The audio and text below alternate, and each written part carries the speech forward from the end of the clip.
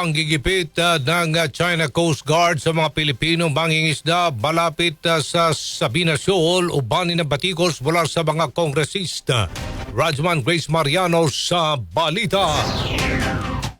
Marinang kinondena ng mga kongresistang bumubuo sa House Young Guns ang paggamit ng China Coast Guard ng water cannon sa mga Pilipinong nangingisda malapit sa Sabina o Escada Shoal noong December 12 kung saan 3 sa kanila ang nasugatan.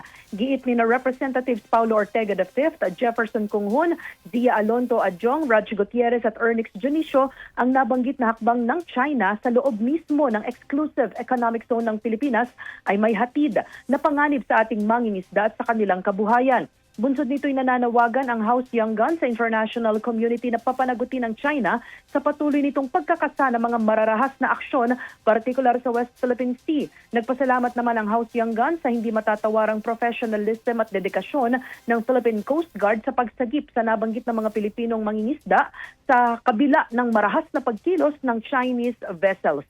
Kasama mo sa DCXL RMN Manila, Radyoman Grace Mariano, Tatak RMN.